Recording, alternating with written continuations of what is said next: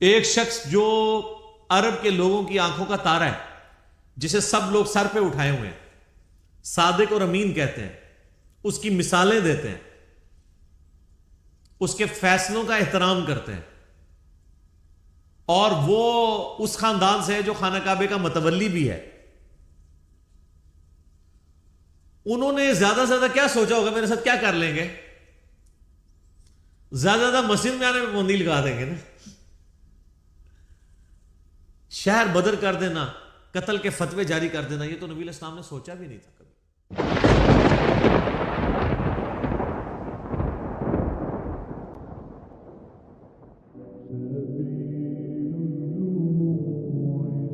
یہ جو سورۃ المدثر کی شروع کی آیات ہیں، یہ نبی صلی اللہ علیہ وآلہ وسلم پہ جو شروع کی وحی نازل ہوئی ہیں ان میں سے ایک ہے.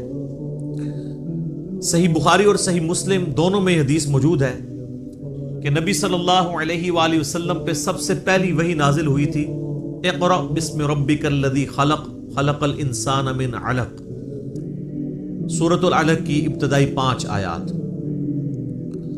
پھر اس کے بعد صحیح بخاری اور مسلم میں آتا ہے کہ نبی علیہ السلام پہ جو وحی کا سلسلہ تھا اس میں فترت کا پیریڈ آ گیا، ایسا پیریڈ جس میں آپ صلی اللہ علیہ وآلہ وسلم پہ کوئی وحی نازل نہیں ہوئی، اور اس کی وجہ سے آپ صلی اللہ علیہ وآلہ وسلم بڑے غم زدہ بھی تھے. آپ تو چاہتے تھے جلدی جلدی قرآن نازل ہو، اور اسی دوران کافروں نے طرح طرح کی باتیں بھی کرنا شروع کر دی. تو فترت کے پیریڈ کے بعد جو پہلی وحی نازل ہوئی ہے وہ سورۃ المدثر کی ابتدائی آیات ہیں. لہٰذا آپ صلی اللہ علیہ وآلہ وسلم پہ جو شروع کی وحی نازل ہوئی ہیں ان میں سے یہ بھی چند آیات ہیں. بخاری اور مسلم میں اس کی ڈیٹیل آتی ہے کہ آپ صلی اللہ علیہ وآلہ وسلم فرماتے ہیں کہ جو غار حرا میں مجھ سے ایک فرشتے کی ملاقات ہوئی، جو پوری ڈیٹیل بخاری مسلم میں آئی ہے کہ انہوں نے حضرت جبرائیل علیہ السلام انسانی شکل میں سامنے آئے اور ان کا اقرا پڑھیے، تو آپ صلی اللہ علیہ وآلہ وسلم نے کہا کہ میں پڑھا ہوا نہیں ہوں. 3 دفعہ یہ عمل رپیٹ ہوا، اور پھر جبرائیل نے آپ صلی اللہ علیہ وآلہ وسلم کو اپنے ساتھ سینے کے ساتھ لگایا اور پھر پڑھایا، تو آپ صلی اللہ علیہ وآلہ وسلم نے یہ آیات پڑھی. بخاری اور مسلم میں یہ حدیث ملتی ہے کہ آپ علیہ السلام فرماتے ہیں کہ غار حرا میں جو مجھ پہ فرشتہ نازل ہوا تھا، پھر کچھ عرصہ کے لیے وہ مجھ پر نازل نہیں ہوا، اللہ کی آیات لے کر نہیں آیا. تو ایک دن اچانک میں نے یہ آبزرو کیا کہ مجھے کوئی شخص پکار رہا ہے. تو جب میں نے نگاہ اٹھا کر اوپر دیکھا تو پورے افق کے اوپر وہی فرشتہ چھایا ہوا تھا. اب ظاہر ہے کہ نبی علیہ السلام کے اوپر ایک دہشت طاری ہوگی. ایک انسان کے لیے تو یہ بڑا عجیب و غریب منظر ہے نا، کہ جہاں تک آپ کو منظر نظر آ رہا ہے کہ بندہ آپ کو اوپر نظر آ رہا ہے اور وہ آپ کو پکار رہا ہے. تو آپ علیہ السلام، بخاری مسلم کے الفاظ ہیں کہ دہشت کے مارے گر پڑے، اور پھر آپ صلی اللہ علیہ وآلہ وسلم واپس آئے اپنے گھر اور سیدہ خدیجہ سے کہا کہ مجھے کمبل اڑا دو. ایک تو وہ والا واقعہ بخاری مسلم میں جو سورۃ العلق کی شروع آیات میں ہوا تھا، اس میں بھی یہی الفاظ ہیں، جس میں پھر سیدہ خدیجہ کہتی ہیں کہ آپ اپنے رشتہ داروں کے ساتھ صلہ رحمی کرتے ہیں، آپ مہمان نوازی کرتے ہیں، آپ غریبوں کا بوجھ اٹھاتے ہیں، آپ لوگوں کا بڑا خیال رکھتے ہیں، اللہ تعالیٰ آپ کو تنہا نہیں چھوڑے گا. اس حدیث میں یہ الفاظ ہیں کہ جب یہ کمبل اڑایا گیا تو پھر اللہ تعالیٰ کی طرف سے اس فرشتے نے ندا دی اور یہ آیات پڑھی، یا ایھا المدثر قم فانذر وربک فکبر وثیابک فطہر. بسم اللہ الرحمن الرحیم. یا ایھا المدثر، اے چادر میں، اے کمبل میں لپٹنے والے، قم فانذر، اٹھ کھڑے ہو جائیے اور ڈر سنائیے. انذار تمام نبیوں کی دعوت کا مرکزی پوائنٹ ہوتا ہے. تبشیر بھی ہے لیکن وہ دوسرے نمبر پہ ہے، اس کے لیے جو دعوت قبول کر لے. جو مرکزی ٹاپک ہوتا ہے وہ انذار ہوتا ہے. انذار کہتے ہیں ڈر سنانا، کہ تم خود سے پیدا نہیں ہوئے، تمہیں اللہ تبارک و تعالیٰ نے پیدا فرمایا ہے، اور اس اللہ نے مرنے کے بعد تم سے تمہارے اعمال کا حساب لینا ہے. تم جواب دہ ہو اپنے رب کو. قیامت کے دن اللہ کے حضور تمہاری پیشی ہے. اس کے لیے جو ٹرم بولی جاتی ہے شریعت میں، اس کو کہتے ہیں انذار. ذال انذار، ڈر سنانا۔ قرآن حکیم یعنی انذار کا لفظ تو قرآن کا پورا تانا بانا ہی اس کے گرد گزرتا ہے۔ وَأُوحِيَ إِلَيَّ هَذَا الْقُرْآنُ لِأُنذِرَكُمْ بِهِ وَمَنْ بَلَغَ، سورۃ الانعام آیت نمبر 19۔ اے نبی علیہ السلام فرما دیجئے کہ قرآن مجھے اس لیے وحی کیا گیا، اس قرآن کے ذریعے میں تمہیں بھی ڈر سناؤں اور جس تک یہ دعوت پہنچے۔ تو یہاں پہ بھی ڈر سنانے کے لیے کہا جا رہا ہے کہ آپ دعوت و تبلیغ کا کام یعنی قیام النہار والا کام اعلانیہ شروع کر دیجئے۔ وَرَبَّكَ فَكَبِّرْ، اور اپنے رب کی بڑائی بیان کیجیے، یعنی بڑائی ایسی کہ جیسا حق ہے۔ ایک بڑائی تو اپنی زبان سے بیان کرنا ہے نا، وہ تو آپ دیکھ لیں ہماری اسلام کی جو عبادات سینٹرڈ اراؤنڈ جس کلمے کے ہیں نا وہ اللہ اکبر ہے۔ آپ جانور بھی ذبح کرتے ہیں تو کیا پڑھتے ہیں؟ بسم اللہ واللہ اکبر۔ صحیح مسلم میں تکبیرات موجود ہیں۔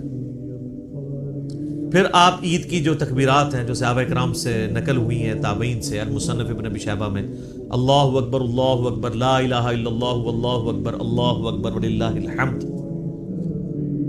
پھر یہ بھی آئی ہیں اللہ اکبر کبیرہ والحمد للہ کثیرہ وسبحان اللہ بکرۃ واصیلہ۔ پھر سر جو آپ 5 وقت نماز پڑھتے ہیں، 17 فرض رکھتے پڑھتے ہیں، ہر رکعت میں جو انتقال ہے ایک رکن سے دوسرے رکن میں وہ تکبیر کے ساتھ ہے، سوائے رکوع سے اٹھتے وقت سمیع اللہ لمن حمدہ، باقی سب تکبیرات ہیں۔ 4 رکعت کی نماز کے اندر 22 تکبیرات آتی ہیں، 6 تکبیریں پہلی رکعت میں، 6 ہی تیسری میں، اور 5 تکبیرات دوسری رکعت میں اور 5 ہی چوتھی میں، یعنی ایون رکھتے جو ہیں ان میں اللہ اکبر آتا ہے 5 دفعہ، اور جو آڈ رکھتے ہیں تاک رکھتے ہیں ان میں اللہ اکبر آتا ہے 6 دفعہ۔ 22 تکبیرات۔ تو آپ ذرا یہ دیکھ لیں، پھر باقی نمازوں کی ساری پھر سنتیں ملائیں تو سب اللہ اکبر ہی ہے۔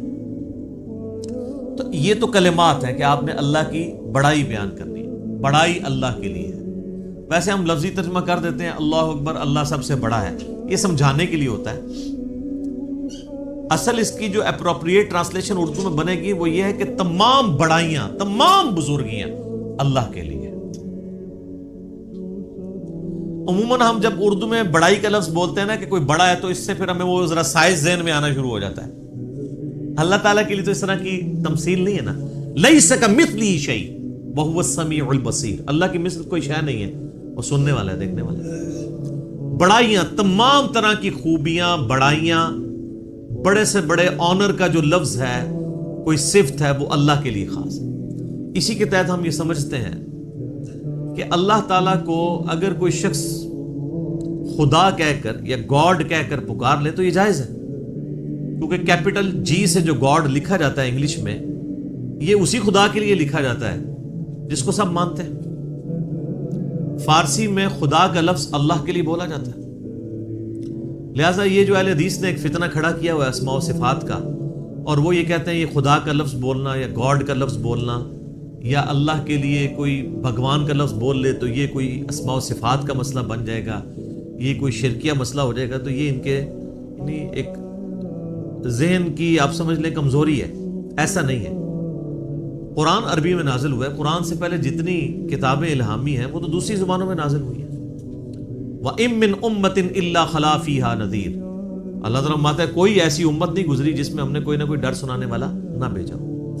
تو ایک تکبیر تو ہے کہ آپ نے الفاظ بولنے ہیں، اور ایک تکبیر جو مشکل تکبیر ہے وہ دعوت و تبلیغ کا کام ہے کہ اللہ کی بڑائی بیان کرو جس طرح کے بیان کرنے کا حق ہے۔ دنیا پہ اللہ کی بڑائی قائم کر کے دکھائی ہے اللہ کے محبوب صلی اللہ علیہ وآلہ وسلم نے، یعنی وہ هو الذی ارسل رسولہ بالہدی ودین الحق لیظہرہ علی الدین کلہ ولو کرہ الکافرون ولو کرہ المشرکون۔ وہی اللہ ہے جس نے الہدا یعنی قرآن اور دین حق کے ساتھ اپنے پیغمبر کو مبعوث کیا تاکہ اسے تمام ادیان پر غالب کر دے، خواہ کافر اس کا برا مانے۔ مسند احمد میں حدیث ہے، نبی علیہ السلام فرمایا قیامت اس وقت تک قائم نہیں ہوگی جب تک کہ دنیا کے ہر گھر میں میرا پیغام نہ پہنچ جائے اور لوگ چاہتے ہوئے یا نہ چاہتے ہوئے اس دعوت کو قبول کر لیں۔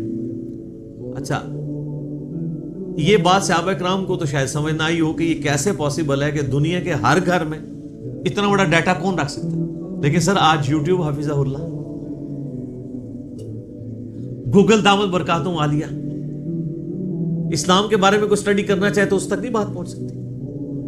پہنچ کی ہوئی ایک واقعہ ہوتا ہے پوری دنیا کے اندر وہ واقعہ پہنچ جاتا ہے. تو یہ ایک میڈیا کی برکت سے یہ ساری چیزیں، اور پھر جب یہ یعنی ایک مزید آگے معاملہ بڑھے گا تو پھر تو دعوت الحمدللہ گھر گھر تک پہنچے گی.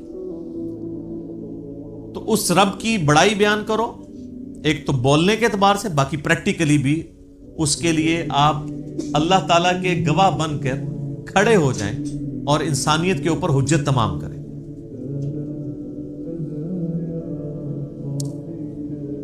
جامعہ ترمذی میں ایک حدیث موجود ہے، دلائل النبوہ امام بیہقی کی کتاب میں موجود ہے صحیح سند کے ساتھ، اور مشکات المصابیح کی 3 جلد کے اندر بھی آپ کو مل جائے گی.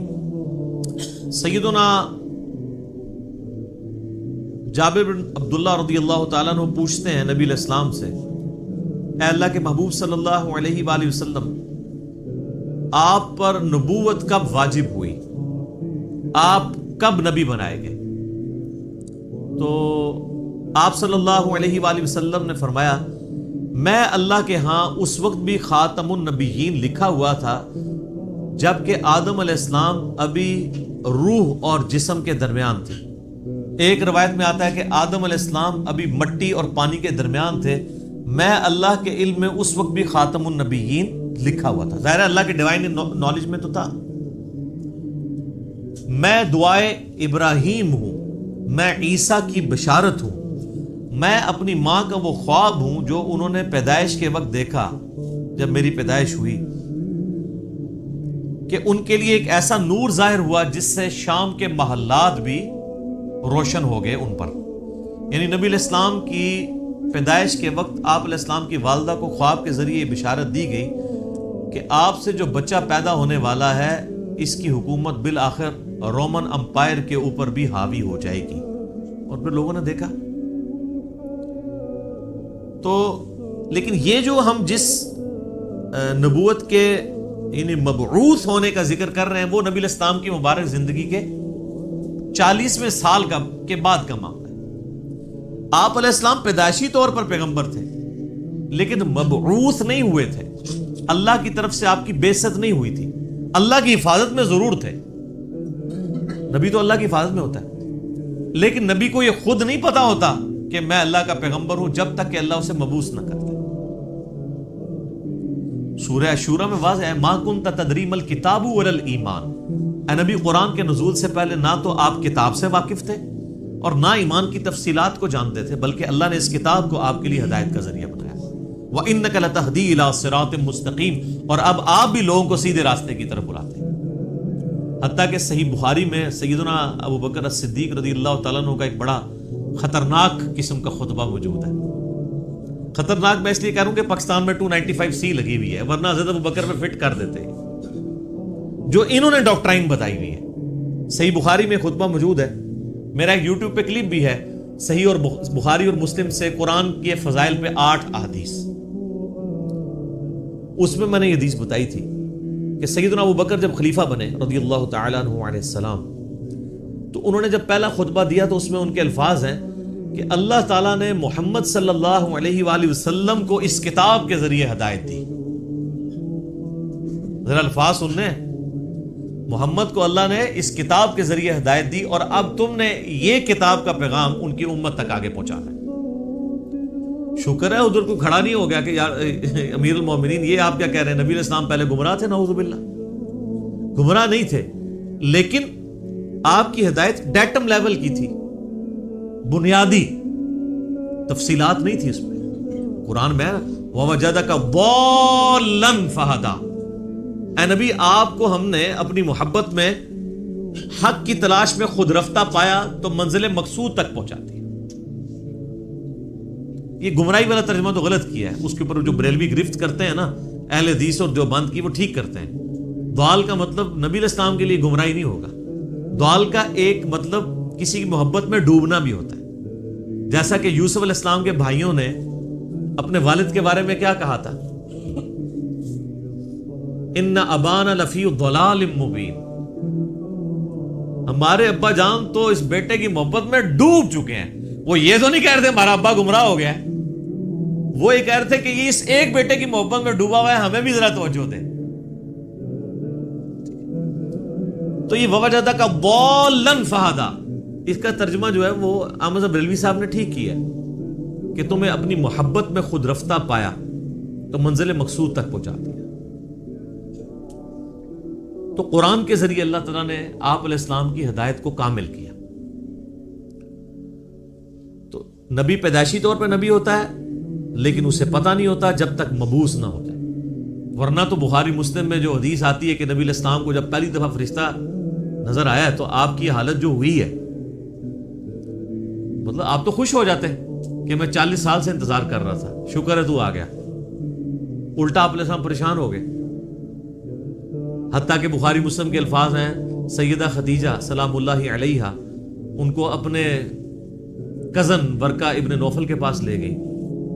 انہوں نے جب نبی علیہ السلام کی کنڈیشن سنی، وہ نابینا ہو چکے تھے، انہوں نے کہا یہ تو وہی لگتی ہے، وہی والی وہی جو موسیٰ علیہ السلام پہ نازل ہوئی تھی.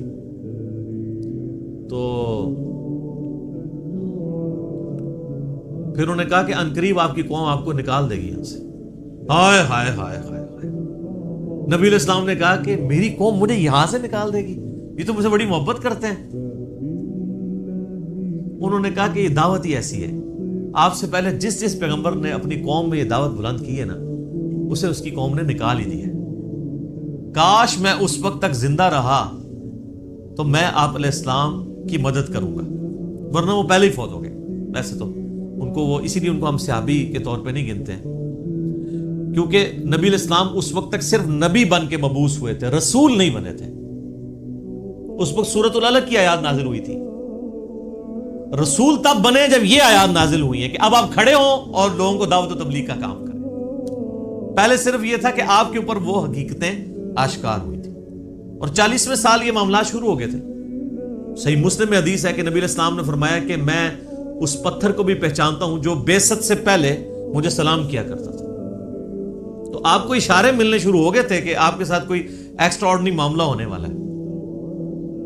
ورنہ آپ دیکھیں نا، آپ گزر رہے ہو اور پتھر آپ کو سلام کر رہا ہو تو بندے کو ایک بار انہیں چیزوں کا آئیڈیا ہونا شروع ہو جاتا ہے کہ کوئی میرے ساتھ ایکسٹرا آرڈنری. اور پھر آپ دیکھ لیں کہ آپ علیہ السلام پہ جب یہ سارے معاملات ہوئے نا تو اللہ نے آپ کا دل کیسا مضبوط کیا ہے کہ ایک لمحے کے لیے بھی آپ کو یہ خیال نہیں آیا کہ میں کسی غلط راستے پہ چل رہا ہوں. ایکسپیرینس واقعی پہلا تھا، اس کی وجہ سے آپ پریشان ضرور ہوئے لیکن آپ کا کانفیڈنس کبھی لوز نہیں ہوا کہ یہ کیا ہو رہا ہے. ایسا نہیں کبھی ہوا.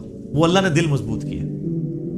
اور یہ پیغمبر کے ساتھ غیبی تائید ہوتی ہے اللہ کی. بعض اوقات پیغمبر جو ہیں وہ بچپنے میں ہی بولنا شروع کر دیتے ہیں. سورہ مریم میں آتا ہے، سورہ آل عمران کے اندر آتا ہے کہ حضرت عیسیٰ علیہ السلام جو ہیں وہ ماں کی گود میں بھی کلام کر رہے ہیں. اللہ تعالیٰ چاہے تو، اور وہ کیا کہہ رہے ہیں کہ مجھے اللہ نے پیغمبر بنایا ہے، مجھے کتاب دی ہے اور مجھے مبارک بنایا ہے، اور میں اپنے ماں باپ، میں اپنی ماں کے ساتھ اس نے سلوک کرنے والا مجھے بنایا ہے. سلام ہو اس دن پر جس دن میں پیدا ہوا، جس دن میں مروں گا اور جس دن میں اٹھایا جاؤں گا. یہ ساری گفتگو کر رہے ہیں ماں کی گود میں. ان کو اللہ نے اسی وقت مبعوث کر دیا. اکثر انبیاء کو اللہ تعالیٰ نے 40 سال کی عمر میں مبعوث کیا، کیونکہ 40 سال کی عمر جو ہے نا یہ میچورٹی کی عمر ہے. حضرت موسیٰ علیہ السلام کو بھی 40 سال کی عمر میں مبعوث کیا.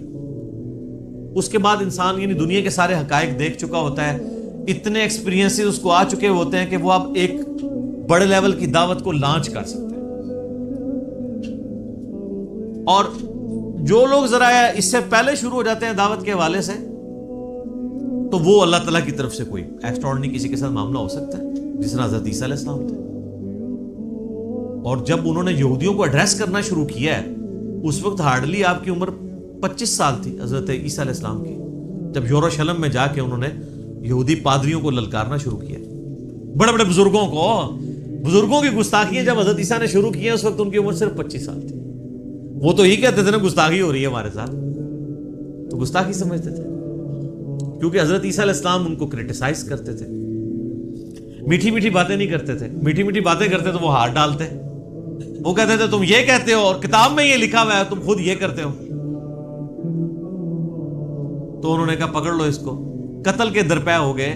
وہ تو اللہ تعالیٰ نے ان کو زندہ اٹھا لیا, ورنہ وہ تو قتل کر ہی دیتے حضرت عیسیٰ علیہ السلام کو.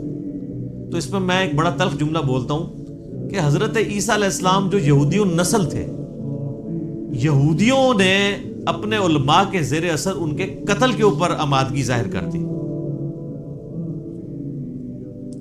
یہ علماء کا فتنہ اتنا بڑا فتنہ ہے کہ یہ فتنہ وقت کے پیغمبر کے خلاف بھی کھڑا ہو جائے تو اس کو بھی دنیاوی طور پہ فیل کر دیتا ہے. دنیاوی طور پہ تو فیل ہی ہے نا. 12 بندے صرف ایمان لے کے آئے, اپنی بھی جان اللہ نے بچائی.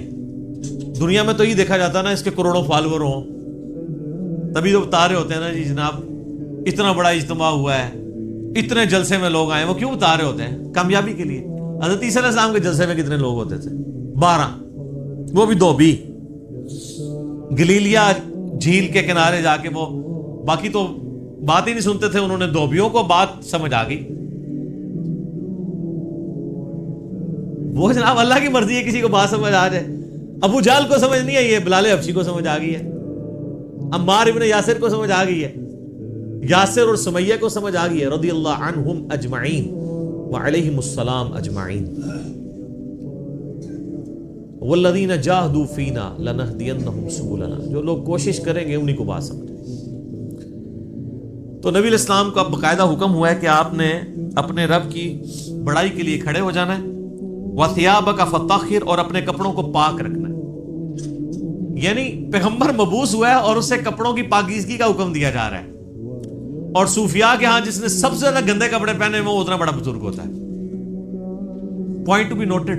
ہاں آپ تصوف کی کتابیں پڑھ کے دیکھیں سر, یہ تذکرۃ الاولیاء جو ایک سمجھ لیں مدر بک ہے تصوف کی, شیخ فرید الدین عطار المتوفا 632 ہجری, جس کے حوالے فضائل اعمال, فضائل صدقات, فضائل سنت, یہ سارے بزرگ بابوں کی کتابوں میں ملیں گے, جن سے اب طارق جمیل صاحب نے بھی اعلان برات کر دی ہے اللہ کے فضل سے.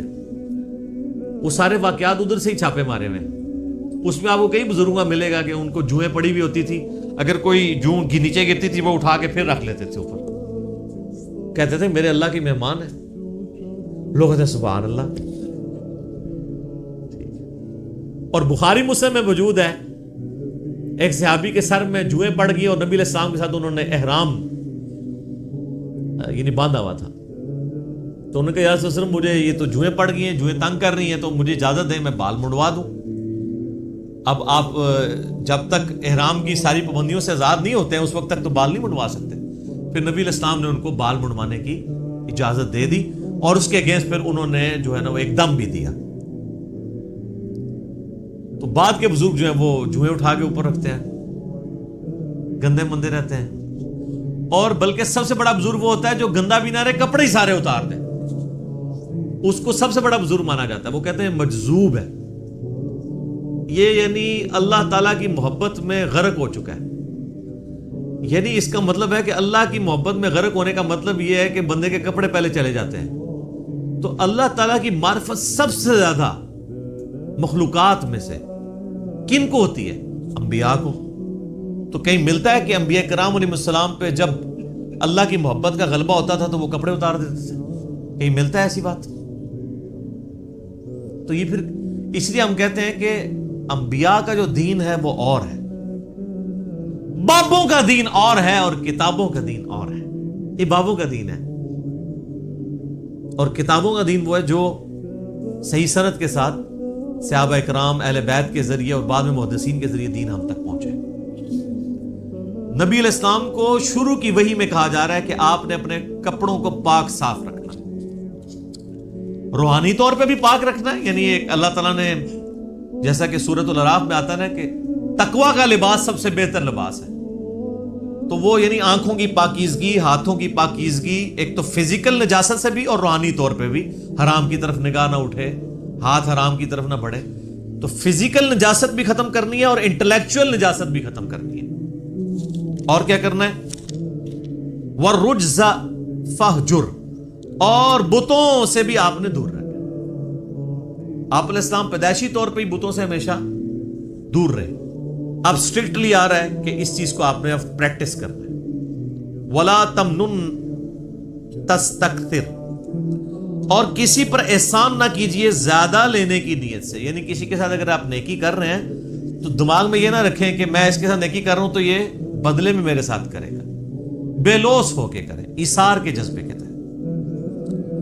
وَلِرَبِّكَ فَاصْبِرْ، ہائے ہائے یہ ہے بات. اپنے رب کے لیے صبر پھر اختیار کیجیے. یعنی آپ کو بتایا جا رہا ہے کہ آپ یہ معاملہ کوئی اتنا آسان نہیں ہونے والا. آپ ذرا دیکھیں جب یہ آیات نازل ہو رہی ہیں اس وقت تو آپ علیہ السلام کے تو دماغ میں بھی نہیں یہ بات کہ میرے ساتھ آگے ہونا کیا ہے. ایک شخص جو عرب کے لوگوں کی آنکھوں کا تارا ہے، جسے سب لوگ سر پہ اٹھائے ہوئے ہیں، صادق اور امین کہتے ہیں، اس کی مثالیں دیتے ہیں، اس کے فیصلوں کا احترام کرتے ہیں، اور وہ اس خاندان سے ہے جو خانہ کعبے کا متولی بھی ہے. انہوں نے زیادہ سے زیادہ کیا سوچا ہوگا میرے ساتھ کیا کر لیں گے؟ زیادہ زیادہ مسجد میں آنے میں پابندی لگا دیں گے نا، شہر بدر کر دینا، قتل کے فتوے جاری کر دینا. یہ تو نبی علیہ السلام نے سوچا بھی نہیں تھا کبھی. اب یہ جب یہ آیات نازل ہو رہی ہے کہ آپ نے صبر کا دامن نہیں چھوڑنا. اللہ کو تو پتہ ہے میں نے کرنا کیا ہے اپنے نبی کے ساتھ.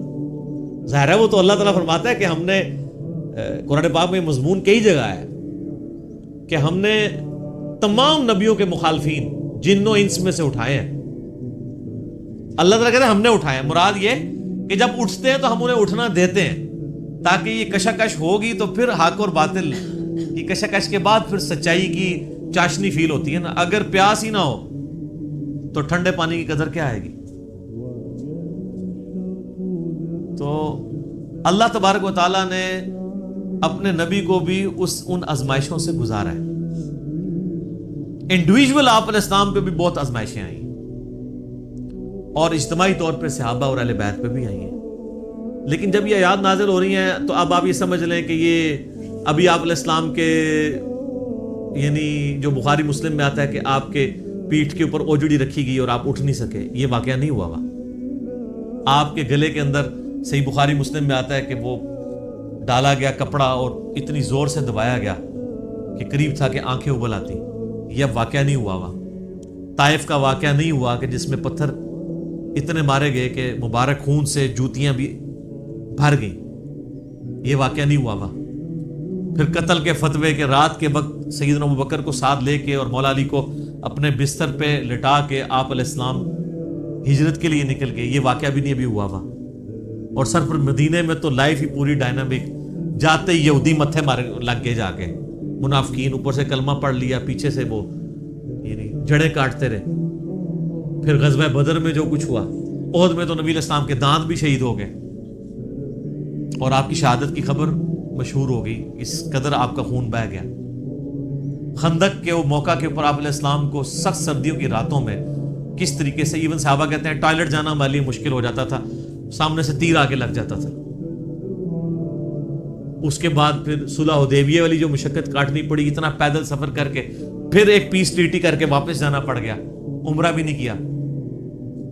پھر غزوہ خیبر والی جو ایک معاملہ آیا وہ کئی ہفتوں تک. اس کے بعد پھر فتح مکہ کے لیے 10,000 کے صحابہ کو کے لشکر کو لے کے نکلے رمضان کے مہینے کے اندر. ہم لوگ ادھر ایسی میں بیٹھے ہوئے. اور پھر ختم نہیں ہوا معاملہ. فوراً فتح مکہ کے 3-4 مہینے کے بعد قبیلہ حوازن کے ساتھ جو ہے وہ جنگ غزوہ حنین ہو گئی. 12,000 کا لشکر تھا. بس تکبر کے جملے نکل گئے کچھ اصحاب سے کہ ہم 313 تھے تو غالب آئے تھے، آج تو ہم ہے ہی بہت ہیں. تو قرآن کے الفاظ ہیں، اللہ تعالیٰ نے یقین کریں کہ اتنے سخت الفاظ کے اندر جسے کہتے ہیں نا میڑا مارتے ہوئے، تانا دیتے ہوئے بات کی ہے. اللہ نے فرمایا تم نے یہ بات کی، تمہیں تو کہنا چاہیے تھا اللہ کی مدد سے فتح ہوئی تھی. تو دیکھ لو جب تم نے یہ جملہ بولا تو دیکھو تمہیں راستہ بھی نہیں پھر ملا بھاگنے کا. 80 بندے بخاری مسلم میں آتا ہے نبی علیہ السلام کے ساتھ رہ گئے. صرف 12,000 میں سے 80 بندے، باقی سب بھاگ گئے. وہ سامنے سے تیر ہی ایسے لگے ان کو. وہ تیر کے بڑے ایکسپرٹ تھے قبیلہ وازن کے لوگ. اور پھر پیرلل میں جناب وہ رومن امپائر نے نبی علیہ السلام کا سفیر قتل کر دیا. آپ نے غزوہ موتا کے لیے جو ہے وہ وہاں بھی مہم روانہ کر دی زید ابن حارثہ کی سرکردگی میں. اتنے معاذوں کے اوپر پیرلل میں. اور پھر اس کے بعد غزوہ موتا کے بعد پھر وہ غزوہ تبوک کے لیے آپ علیہ السلام خود، جسے وہ جیش العسرہ کہا جاتا ہے، تنگی والا جو مارکا. تو اور آخری وقت بھی آپ کیا فرما رہے ہیں؟ آخری جو آپ آگے خطبہ دے رہے ہیں بخاری مسلم میں، وہ لشکر اسامہ بھیج رہے ہیں. اتنی مشکل لائف شروع سے لے کے اینڈ تک. اور یہ تو باہر کی لائف ہے، جو اندر آپ کو تکلیفیں اٹھانی پڑ رہی ہیں. بیویاں کہہ رہی ہیں کہ جی اس طرح ہمارا گزارا نہیں ہوگا، پھر قرآن نازل ہو رہا ہے کہ نہیں اسی طرح گزارا کرو. تو کئی معاذوں کے اوپر. اب یہ سارے معاذ اگر آپ کے ذہن میں ہو نا، تو پھر آپ یہ آیت پڑھیں والی ربی کا فصبر. اے نبی علیہ السلام، آپ نے اللہ کے لیے صبر کرنا ہے. ابھی تو بڑے بڑے مراحل آنے ہیں. فَإِذَا نُقِرَ فِي النَّاقُورِ، اور پھر جب سور پھونکا جائے گا. فَذَلِكَ يَوْمَئِذٍ يَوْمٌ عَسِيرٌ، تو وہ دن بڑا سخت ہوگا. عَلَى الْكَافِرِينَ غَيْرُ يَسِيرٌ، کافروں پر آسان نہیں ہوگا. ذَرْنِي وَمَنْ خَلَقْتُ وَحِيدًا،